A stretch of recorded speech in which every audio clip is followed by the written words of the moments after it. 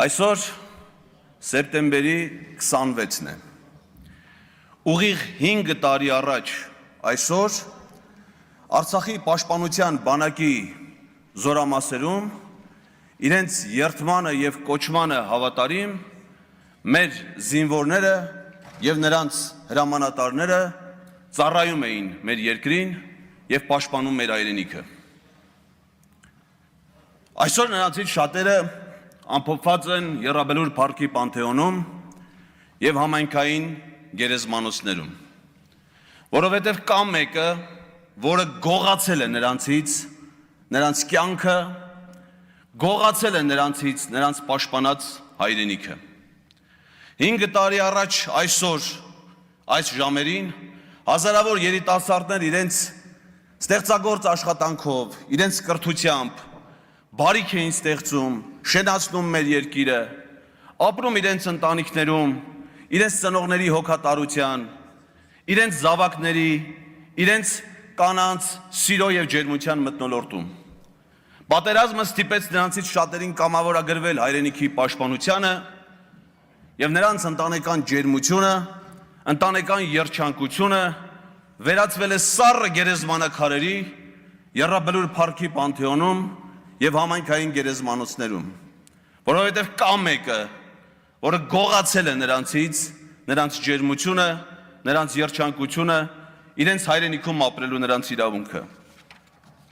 5 տարի առաջ այսօր այս ժամին Արցախի մայրաքաղաք Ստեփանակերտը տոնում էր քաղաքի տոնը։ Քաղաքի բնակիչները մեծ ու փոքր, երգով, պարով, ուրախությամբ, բարձր տրամադրությամբ տոնում էին իրենց սիրելի, մեր բոլորի սիրելի Հայաստանի թերևս ամենաբարեկարգ, ամենախնամված, նորակառույց շենքերով, դպրոցներով, մանկապարտեզներով լուսավոր քաղաքի տոնը։ Նրանք բոլորը հիմա առանց բացառության դարձել են փախստական սեփական երկրում, որովհետև գտնվել է մեկը, որ գողացել է նրանցից, նրանց քաղաքը,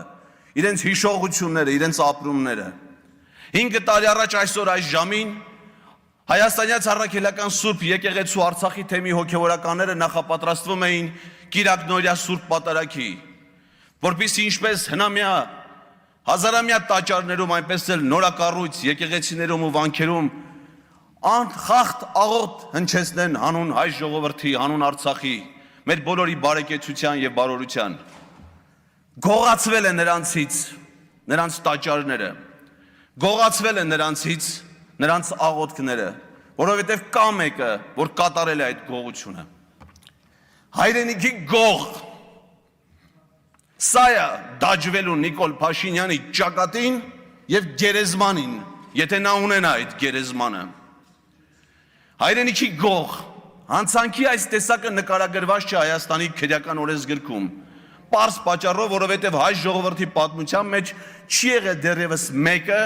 որ գողանա մեր ժողովրդից իր հայրենիքը։ Հետևաբար ոչ մի իրավաբանի, ոչ մի տեսաբանի մտքով անգամ չի անցել, թե ինչ հանցանք է սա եւ ինչպես կարելի է այն նկարագրել եւ ինչ պատիժ կարելի է սահմանել դրա համար։ Հայրենիքի գող, հանցանքի այս տեսակը չկա աշխարհի ոչ մի քրեական օրենսգրքում, որովհետեւ աշխարհի պատմության մեջ չի գտնվել մեկը, որ գողանա իր ժողովրդից իր հայրենիքը եւ դաժան պատժի չարժանանա Աստծու կամ դատարանի կողմից շատ կարճ ժամանակահատվածում ինքնասպանության թույնը խմելով կամ ռազմական դատարանի որոշումը արագ իրագործման արդյունքում։ Մեր դեպքը ցավալիորեն այլ է։ Հայրենիքի գողը ողջ է եւ առողջ, եւ նա շարունակում է ոչ միայն իշխել, այլ նաեւ շարունակում է գողանալ մեր հայրենիքի զավակների կյանքը, գողանալ մեր հայրենիքի այն մնացորդային հատվածները, որը դեռևս մազապուրծ եղել նրա կեղտոտ այրունոտ ճիրաններից։ Ինչ ենք մենք ակնկալում մեր պատգամավորներից։ Քիչ առաջ այստեղ խոսվում էր խմբակցություններով պատկանելության, պատգամավորների դիրքավորման, քաղաքական կողմնորոշումների մասին։ Այս դեպքի համար այս մոտեցումները քննարկելի չեն, որովհետև անվստահության գործընթացի համար յուրաքանչյուր պատգամավոր կայացնում է անհատական որոշում, առաջնորդվելով իր խղճով համոզմունքներով։ Իսկ ինչ ենք ակնկալում մենք մեր պատգամավորներից, բոլորից, ընդամենը այն, ինչի համար, որ իրենք երթվել են այս դահլիճում պատգամավորական լիազորությունները ստանձնելիս։ Կարդամ երթման տեքստի բովանդակությունը։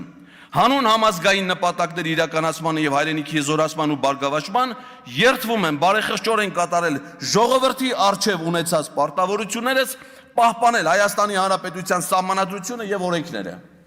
Ինչ են խոստացել կառավարության անդամները, այդ թվում Նիկոլ Փաշինյանը, չեն խոստացել երթվել կառավարության անդամի պաշտոնը ստանձնելուց։ Երթվել են կատարել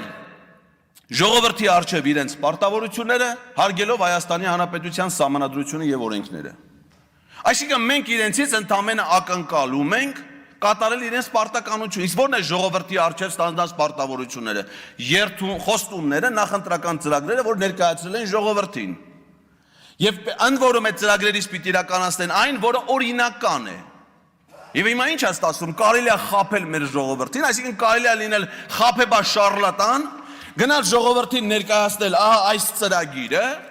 այս բովանդակությամբ, բերել այն հավանության արժանացնել ազգային ժողովի կողմից եւ դրանով կոչվել կառավարություն, որովհետեւ մեր սահմանադրությամբ կառավարություն է կոչվում այն սահմանադրական մարմինը, որը իրականացնում է պետության ներքին եւ արտաքին քաղաքականությունը, այս ծրագրով կառավարությունը չի կարող անել մի բան, ինչ որ գրված չի այս ծրագրում, կառավարությունը իրավունք չունի չանել այն, ինչ որ գրված է այս ծրագրում։ Բացեք ցանկացած էջ, կարդացեք ցանկացած տող։ Եթե չեն կատարում նրանք իրենց պարտականությունը, ինչ պետք է արվի, այստեղ քննարկելու հարց ուղղակի գոյություն չունի։ Կառավարությանը պետք է անվստահություն հայտնվի։ Եթե մեղավոր եմ, ժողովրդի առաջ դատեք ինձ, գնդակահարեք ինձ, ես այս գնդակահարության պատի տակ խոնարհ կկանգնեմ։ Եթե ես ներգրավեմ կոռուպցիայի մեջ, հանրապետության հրապարակում ինձ կախաղան հանեք։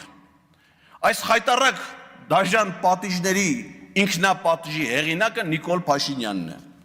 Ուզում եմ նրան հիշեցնել, որ ինչքան էլ ինքը օբյեկտիվորեն գնահատի իր գործունեությունը, այնուամենայնիվ մարդասպանությունը մեր երկրում արգելված է եւ մահապատիժը արգելված պատժի տեսակ է։ Նրան այլ պատիժ է սպասվում։ Նրան օրինական պատիժ է սպասվում, օրինական դատանում, որովհետև հայրենիքի գողի հանցանքը չկա, բայց հստակ նկարագրված է պետական դավաճանության, ժողովրդի իշխանության յուրացման, ապօրինի գործողություններ իրականացնելու, պաշտոնական դիրքը չարաշահելու հանցատեսակները, որոնք սիրով սպասում են իրենց հանցագործին։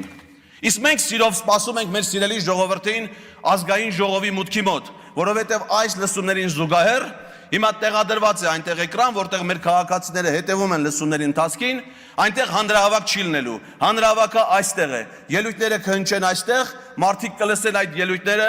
ազգային ժողովի մուտքի մոտ։ Հավաքվեք սիրելի հայրենակիցներ, տեր կանգնեք ձեր իշխանությանը, որպեսզի նա մեր հայրենիքը չհանձնի թշնամուն։ Շնորհակալ եմ ուշադրության համար։